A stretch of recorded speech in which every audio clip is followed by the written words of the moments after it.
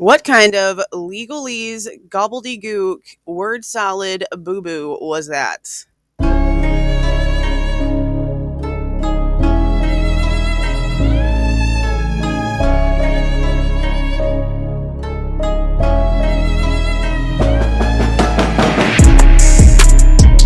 Hey guys, this is Jules with True Crime Reactions.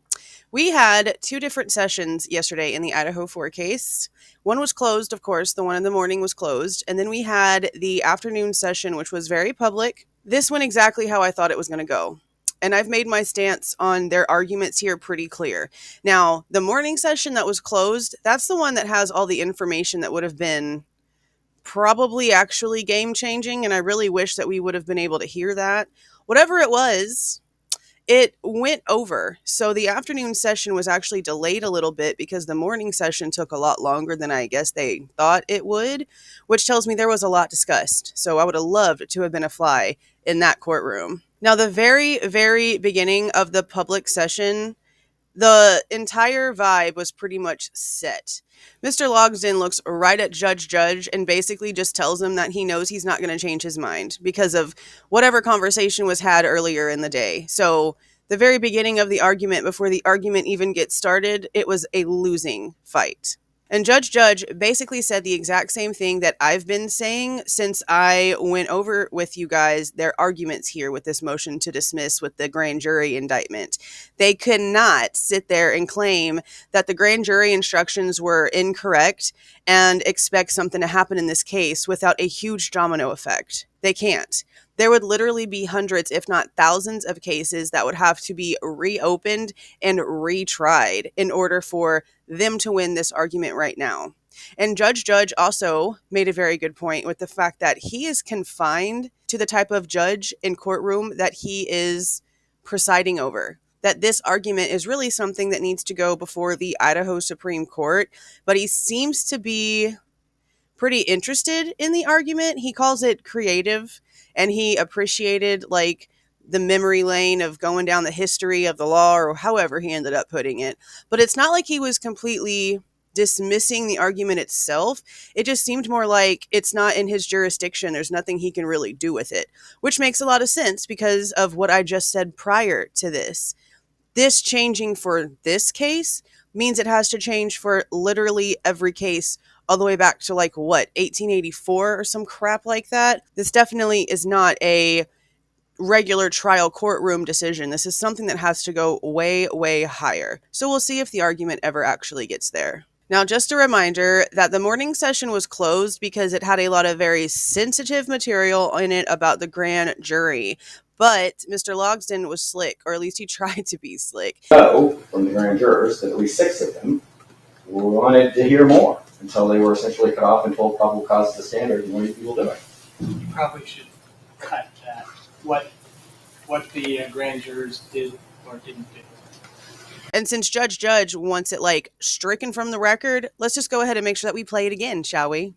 No, from the grand jurors, that at least 6 of them wanted to hear more until they were essentially cut off and told probable cause is the standard and what are you people doing? You probably should cut that. What the grand jurors did or didn't do. Now, while some people don't think this is a big deal, I personally do. I have a really big question about what was actually presented at the grand jury. And there's been a lot of arguments about the possibilities, but that's just possibilities. That's not for sures. So at some point, I'm probably going to end up going through the search warrants and trying to date them before and after grand jury and coming up with my own assessment of what I believe they could have presented. But again, it's just a could have. It's just that in the PCA, there's not a lot there. There isn't. And like I've mentioned before, if they actually had Bryan on CCTV or any sort of security footage where they could actually tell that it was him, where they could 100% tell that it was him, that they could 100% tell that it was his car, if they had DNA anywhere else that was more prevalent, I think it would have probably been in the PCA. Now, I know the PCA is only probable cause for arrest, and it's not everything that needs to be in there. But again, I will go back to lists. That PCA is flawless. How many PCAs come out? How many arrests happen and everything is so clear cut? with no questions. We know they got their guy without a doubt, and there's nothing to ask. There's no holes. This one is Swiss cheese, okay? Swiss cheese. Now, one good thing, I guess, that we did hear is that apparently in the morning session, what was discussed is that the IGG information is going to be given over to the defense, at least whatever the state actually has. We don't know if they were able to get more information from the FBI at this point or not. We shall see whenever that happens. Now, this is going to be done with an in-camera review, which is obviously improperly labeled because it has nothing to do with the camera whatsoever. It literally just means that Judge is going to, in chambers, look through all of the information before giving it to the defense.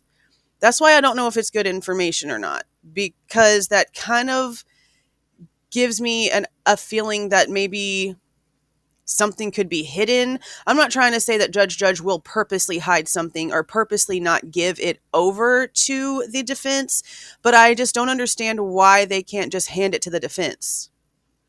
Like, why can't they just give it to the defense as is without having some sort of proofreader go through it first? I don't know if I like that. I do like the fact that the defense is finally going to be able to see this information, because that's really all that anyone who's really here for real justice wanted. We just wanted the defense to actually see all of the evidence. We out here in the public don't need to. We don't need to know that information. We don't need to know the names of the people's information that was matched to Bryan's. We don't need to know any of that.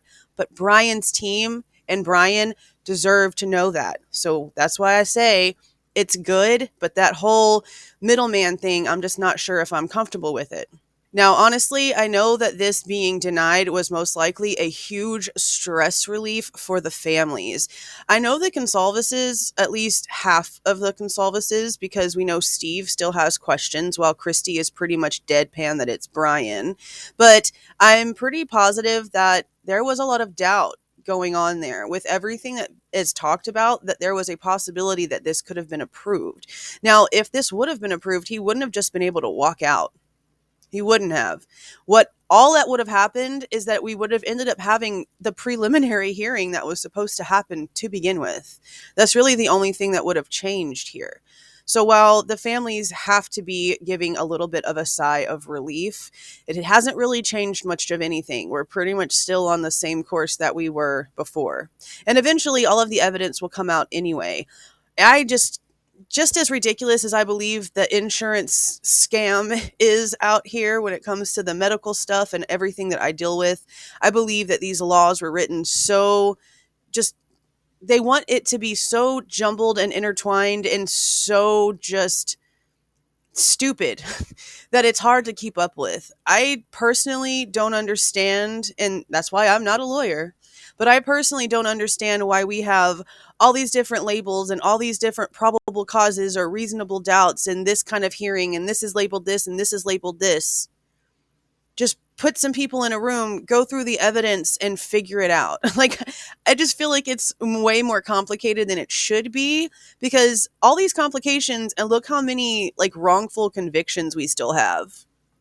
Look how many guilty people still get to walk out on stupid technicalities that should have never even been a thing, while innocent people get to rot away in prison. The system's broken because it's so stupidly complicated. Simple is always the way to go. Now, I know that there's some new documents, and we will most likely be going over those tomorrow, but do not forget that later on tonight, today is Friday, October the 27th, Crime Sleuthin' will be doing a live interview with Xana's mom, Kara, and I will be over there helping in that interview, asking a few questions. Now, we know that there's a gag order, but remember, the families are not under a gag order, but we are also not trying to ask questions that will jeopardize this case. There's just a couple of things in the timeline leading up to the incident that we would like to get a little bit of clarity on, and we'd also like to make sure that Kara knows that she has a voice. It's not fair, in my opinion, the way the public has been responding to her. Regardless of the situation, she's still talking, she's still a voice for Xana, and she's still a mother who has lost a child. So the link for that live will be in the description box. If you happen to see this before the live, I can't wait to see you there. If you were going to be part of the replay crew, thanks for clicking after the fact. But that is it, you guys. If you liked the video, please do not forget to leave a like on your way out. Subscribe to the channel if you are not subscribed already. See y'all.